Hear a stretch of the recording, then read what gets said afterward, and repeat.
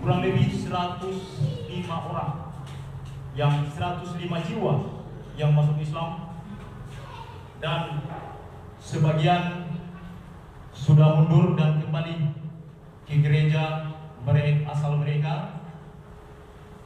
Dan masuknya kami sebagai orang Islam itu dengan kemauan sendiri, dan tidak ada orang Islam di tengah-tengah kami yang mempengaruhi atau mengajak. Ini salah satu perhatian seluruh umat Islam se-Indonesia. Kami dibesarkan dari basis Kristen dulu, termasuk adik-adik saya, termasuk bapak saya. Dari kecil kami dibesarkan sebagai anak Kristen. Tetapi kenapa hari ini anak seorang pimpinan atau mantan pimpinan gereja Protestan bisa menjadi orang Muslim? Baik, mungkin yang paling jelas saya harus menguraikan, saya dan bapak saya dan saudara-saudara saya yang lain yang sudah mualaf, kami tidak semudah yang bapak bayangkan kami masuk Islam. Proses sangat panjang. Pertama-tama kami masuk Islam itu bukan karena dipengaruhi, bukan karena ini, tetapi ada seorang mantan pendeta. Beliau adalah mantan pendeta Dr. Muhammad Yahya, mantan alumni, mantan dosen di Papua.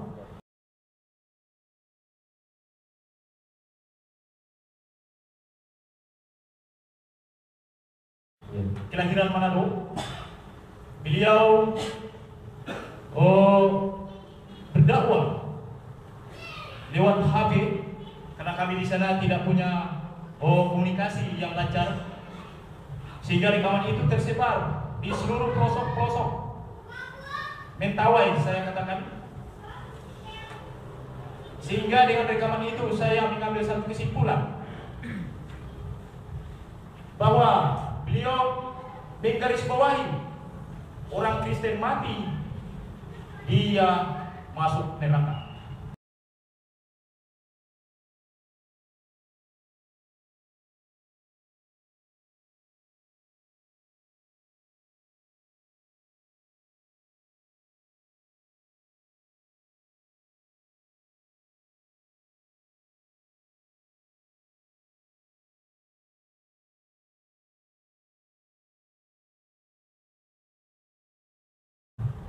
Itu alasan beliau ya? Itu alasan. Terus Pak Izarwan sendiri dari situ mencari tahu. Dan saya sangat terpukul sekali pada saat itu, karena saya juga pengkhotbah, karena bapak saya juga pimpinan majelis gereja, dan beliau sangat tidak terima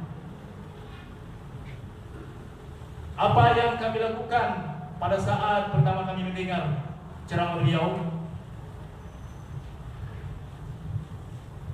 Dia menyatakan ini perlu diperlurus.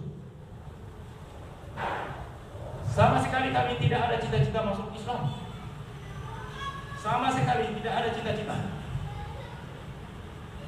Tetapi dengan kami tidak terima hal seperti itu, kami berbalik berpikir bahwa beliau itu adalah mantan pendeta, mantan rektor Papua, rektor teologia. Dia bisa mencetak para pendeta-pendeta karena dia sebagai dosen, dan makanan sehari-harinya adalah isi bibir atau isi kitab. Tapi kenapa beliau bisa menyatakan hal itu? Di sana kami banyak belajar. Bapak-bapak, kami sangat ingin tahu apa beliau itu pernah meninggal sehingga dia tahu bahwa orang Kristen itu mati masuk neraka. Jadi jawabannya jelas, beliau belum pernah mati.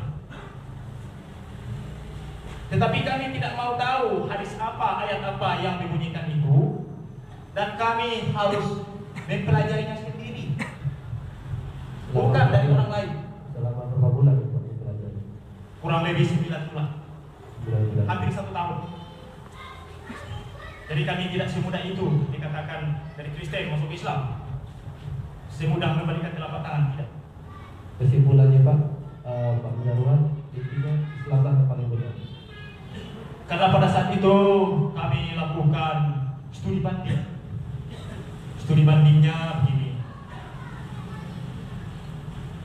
Beliau di akhir ceramah beliau mengatakan, ayo dong ikut saya, lihat saya mantan pendeta. Artinya dengan makna beliau mengajak, bukan berarti kami harus ikut, tetapi kami belajar dengan makna itu. Dia sudah tidur dengan isi Alkitab, tetapi beliau sudah menjadi umat Islam, sudah berbalik ke Islam. Artinya kita mungkin lebih banyak belajar kepada beliau.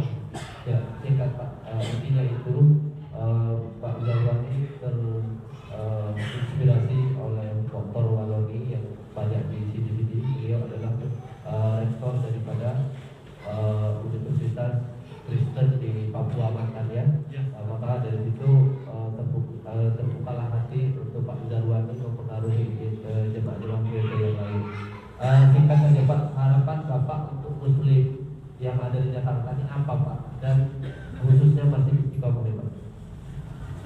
Singkat saja Pak. Saya tidak terlalu banyak perintah, tetapi saya hanya meminta kami di sana perlu pemimpin, pembina atau dai. Tetapi sekali lagi saya bukan tidak percaya kepada dai-dai, karena kami atau lingkungan kami adalah basis Kristen, dan harapan saya mewakili umat-umat mualaf di sini surah atau semua Allah meminta dai yang profesional. Yang profesional artinya dia bisa mampu mengatasi persoalan, baik adanya ria-ria, ancaman, baik itu di lingkungan mualaf itu sendiri yang masih belum mampu, belum bisa apa-apa, dan juga anak-anak kita perlu dituntun dan diajarkan mengaji. Jadi sampai hari ini kami belum pernah tersentuh oleh tuntunan. Sampai hari ini saya hitung sudah termasuk 32 hari saya menjadi mualaf, Menjadi Islam ya. Itu harapan. Berarti kita harus kirim dai ya. harapan kami. Yang kedua, perlu ada pembangunan musola Pak? Kalau itu memang pentingnya Pak ya, sangat penting. Tetapi yang prioritas itu adalah dai. Kalau musola atau masjid Bapak bangun atau Bapak ada yang mau menjadi donatur untuk membangun rumah ibadah kami, tetapi kalau iman kami belum tertanam keislaman, itu tidak ada nilainya menurut saya. Baik Pak Jalwan, terima kasih banyak atas kunjungan ke Jakarta. Silakan Ustaz Zul memberikan sambutan lagi mengenai ini. Barakallahu fikum. Masyaallah muslimin yang kami muliakan. Beberapa malam yang lalu Pak Presiden, kami duduk dengan sahabat-sahabat kita dai Sumatera Barat yang agak konsentrasi ke Mentawai dan pedalaman. Mereka kan punya CD itu tentang perjalanan selama di Mentawai, dan ini insya Allah sahabat Yamima yang dipimpin oleh beliau ini akan bekerjasama dengan Kodam, yaitu koordinator dai Mentawai. Ini ternyata memang benar-benar subhanallah ya, apa yang selama ini mungkin kita bayangkan dalam bacaan-bacaan ketemunya ada di sana kaum muslimin. Beratnya medan dan jauhnya jangkauan itu dari sentuhan-sentuhan dakwah itu benar apa yang dikatakan oleh beliau. Sehingga beliau masuk Islam dan rombongan yang lain itu masuk Islam? Bukan karena gencarnya dai masuk ke sana. Dai sama sekali tidak mau mengambil risiko pergi ke sana. Bayangkan saja naik kapal itu, apalagi kapal tongkang, itu bisa di atas 8 jam, 9 jam, 10 jam dengan ombak yang besar, risiko kematian tinggi. Ya. Alhamdulillah kalau dapat kapal besar paling cepat 7 jam ya. Ya, itu kapal Lucy yang kokoh besar itu paling cepat 7 jam. Nah, ada pesawat. Kalau mau pesawat harus jauh lagi, jauh ke sana, berseberang pulau lagi. Untuk seberang pulau ke pulau ini sampai 6 jam atau 5 jam. Masya Allah itu muslimin. Jadi suasana yang ada di situ memang benar-benar apa yang dikatakan beliau, nomor satu yang diperlukan itu adalah adanya dai di tengah-tengah mereka yang bukannya pandai ngajar, tapi langsung pandai memimpin mereka tentang beragama yang benar, hamba-hamba Allah yang kami muliakan. Adapun tentang masjid, tentang musola, ini adalah ma la yatimul wajibu illa bihi fahuwa wajib. Ini sesuatu hal yang sangat lumrah ya, pasti. Barusan saya di teksi tadi beliau bahasa dengan bahasa Mentawai, saya nggak begitu ngerti. Tapi ketika saya minta tolong diterjemahkan apa itu, beliau mengatakan saya sedang memantukan umat di sana agar berangkat Jumatan dengan kapal apa? Dengan perahu, berangkat Jumatan dengan perahu.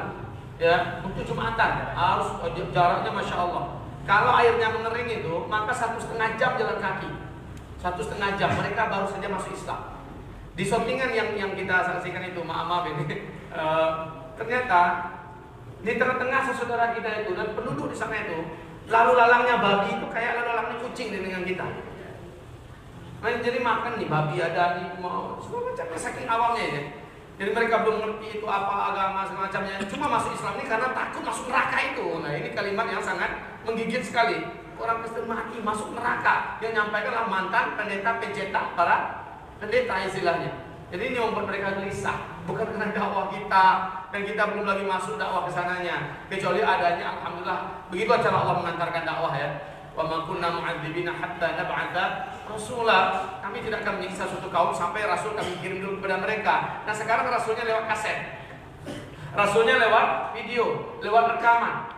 Seperti subhanallah ya. Saya tidak menyangka kalau Pak Rizal ini dengan kawan-kawan sudah merekam dan mengkasetkan dakwah-dakwah saya. Siapa tahu dakwah ini akan sampai ke pelosok-pelosok mana yang akan membuka pintu hidayah. Itu cara Allah untuk menyampaikan dakwah ini. Nah, sekarang Allah yang kami muliakan, keadaan dan kondisi di sana secara real, di para dai yang paling bisa membaca ini. Kalau mereka tentu menjaga ifah, ya, menjaga izahnya, menjaga diri. Tolonglah bantu kami, maaf ini Pak Mijan. Memang ada beberapa daripada kawan-kawan kita dari sana yang datang itu keluar mengaku sebagai mu'alaf segala macamnya, tetapi mereka hanya pada hakikatnya membawa nama Islam. Lalu mereka mengambil keuntungan duniawi. Tapi mereka tidaklah sebenarnya mempertahankan Islam itu pada hakikatnya. Berbeda dengan grup Pak Mizan dengan sahabat-sahabat kita yang ada di sana. Kami butuhkan sana dai, itu nomor satu. Kami butuhkan sana adalah dai. Dan dai ini siapa yang mau dikirim ke sana? Alhamdulillah beberapa orang sudah daftarkan diri ke kita. Mereka mempunyai kemampuan, keilmuan, dan juga insya Allah secara kematangan juga mereka punya. Maka ini tentu saja kita yang berangkatkan. Dan mereka tentu tidak bisa tinggal situ selama bertahun-tahun. Paling kita rulingkan ya, sekali 3 bulan, sekali sebulan. Pak Rizal katanya jadi bincang-bincang, saya berniat Ramadan besok mau tinggal di sana dengan Ustadz Zulkifli dan siapa yang bisa dibawa lagi dari Sumatera Barat. Untuk melakukan pendidikan pembinaan, langsung melihat dari dekat. Nah, hamba-hamba yang kami muliakan, banyak sekali yang perlu diperhatikan di sana. Dalam pembicaraan ada proposal yang kita buat, kita bawa dari koordinator dai Mentawai itu berkenaan tentang mensejahterakan saudara muslim kita di sana. Saya prihatin sekali mendengar tadi di mobil. Adanya kembali di antara saudara kita yang sudah menyatakan asyhadu an la ilaha illallah wa asyhadu anna Muhammadar Rasulullah dari lubuk hatinya yang paling dalam. Ternyata balik lagi ke agama lama hanya karena tekanan ekonomi.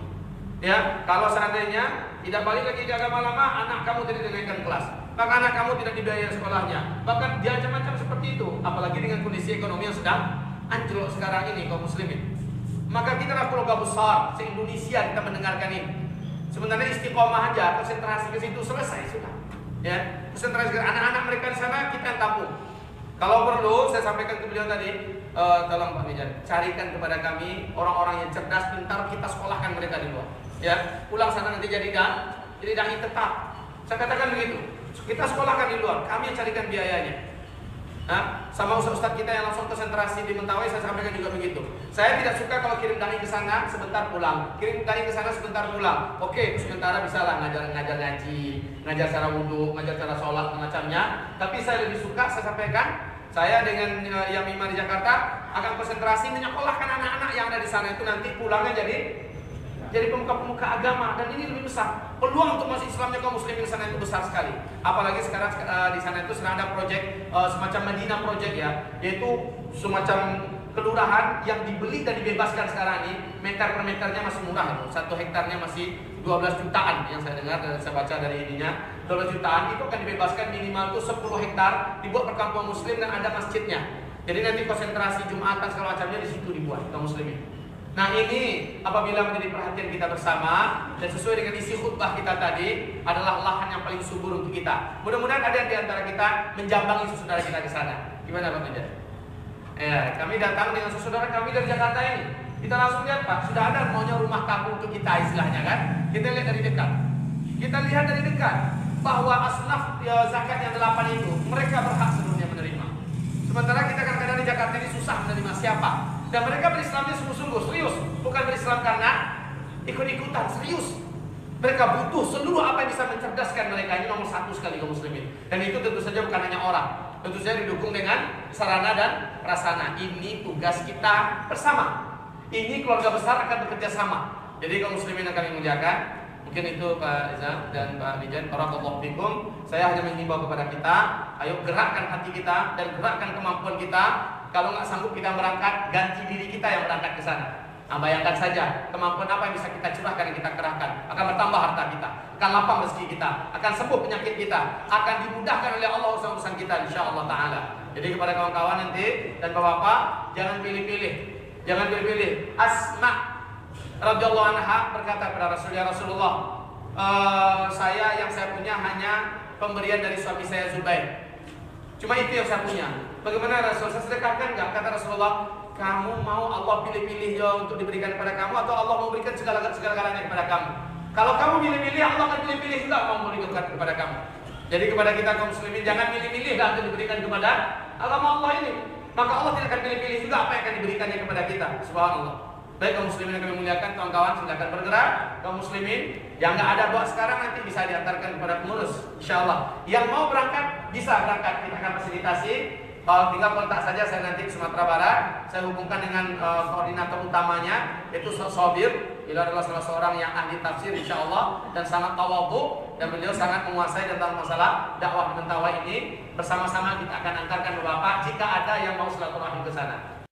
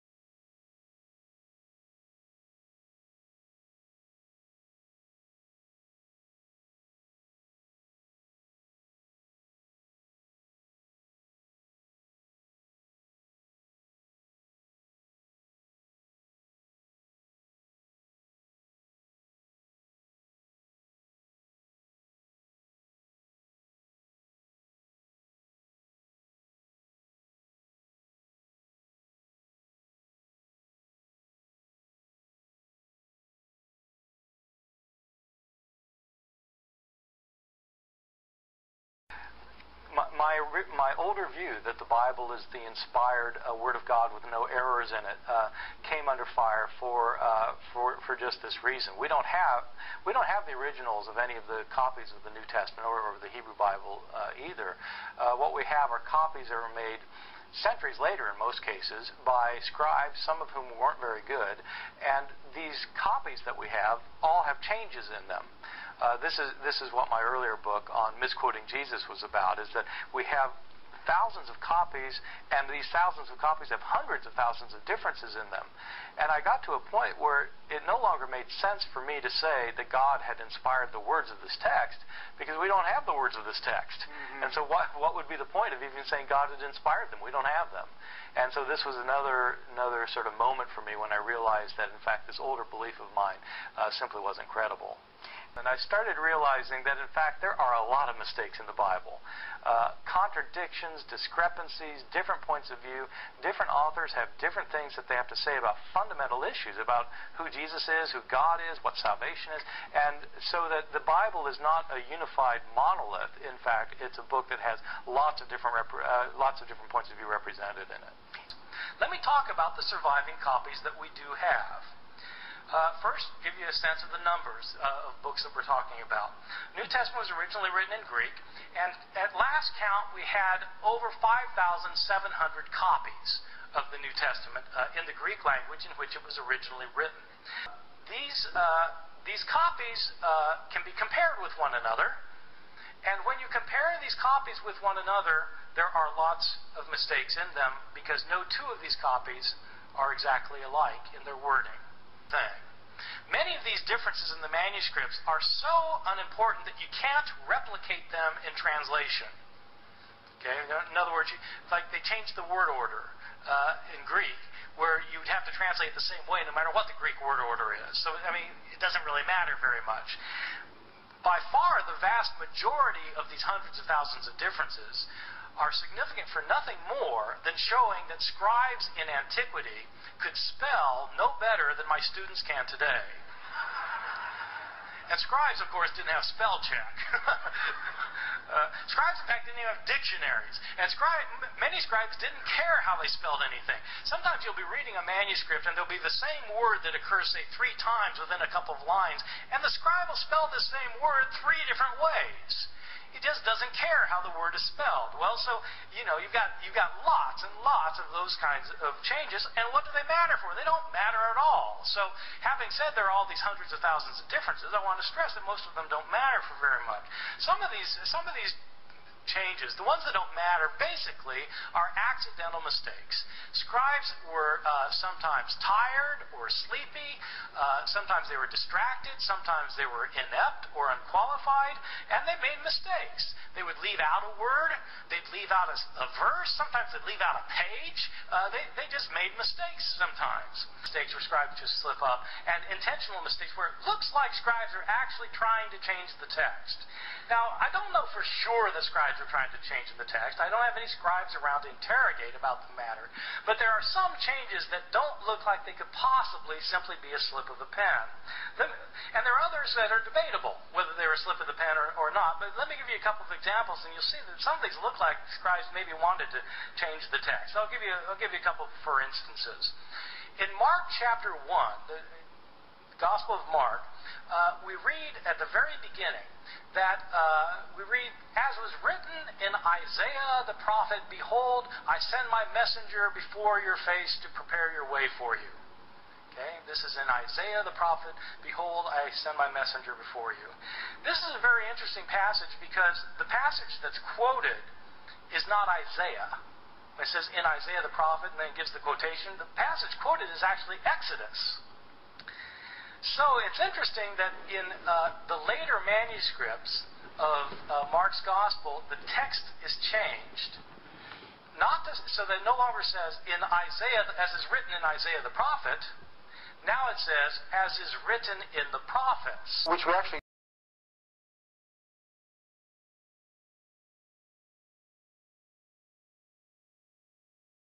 do. It's interesting because you see this confusion here. Like I said, we are not trying to step on nobody's toes, but this information is out there, and it should be known. Now, what we have in the verbatim Word of God, the Quran, which is kept intact since it was revealed, memorized by millions all over the world. You have a verse in there that God Almighty, Allah, is saying that woe to those that write the book with their hands and gain a miserly price. Woe to them for what their hands do write.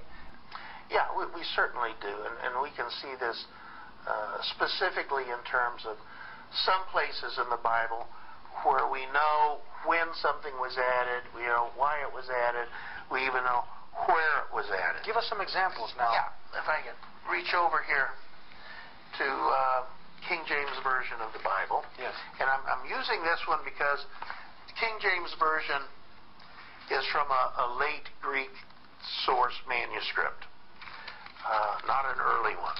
And this is what you'll find in the King James Version. For there are three that bear record in heaven, the Father, the Word, and the Holy Ghost. And these three are one. And there are three that bear witness in earth, the Spirit, and the water, and the blood, and these three agree in one. Now that's what you find. And that's What verse is that? This is 1 John chapter 5, verses 7 and 8. Yeah. And that certainly sounds like the Trinity, doesn't it? Yes. Okay, but this is a late Greek manuscript that they're translating from. Now, if we go to the New Revised Standard Version of the Bible, which goes back to much earlier manuscripts, and we look at the same exact verse, we find this.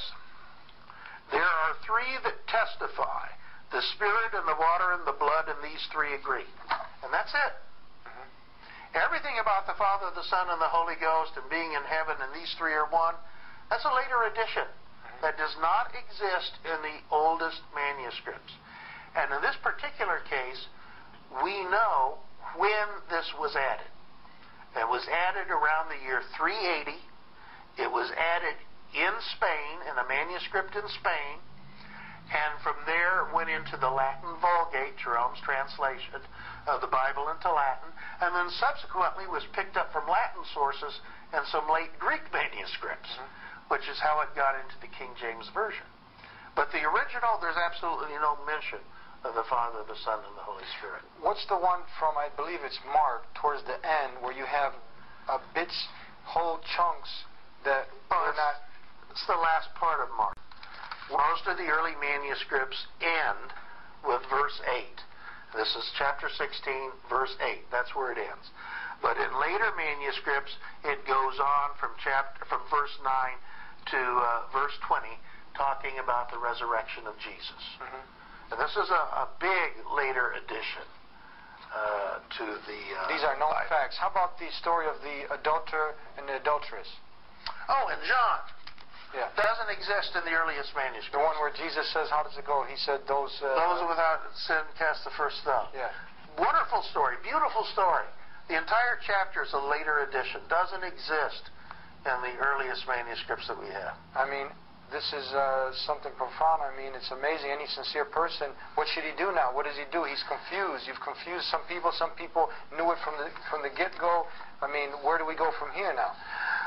Well, a person needs to study. And this is what I would advise any Christian to do. Study your Bible and study a good translation of the Bible. And the one I would recommend is the New Revised Standard Version, because it does go back to some of the earliest manuscripts that we have. And then get a good Bible commentary, one that's done by scholars, such as the Interpreter's one-volume commentary on the Bible, published around 1974, I think it was, or 1971. Study these. There's no substitute for study. Become familiar with your own scripture. And as many converts to Islam have discovered, by studying the Bible, this was actually one of the things that led them to Islam.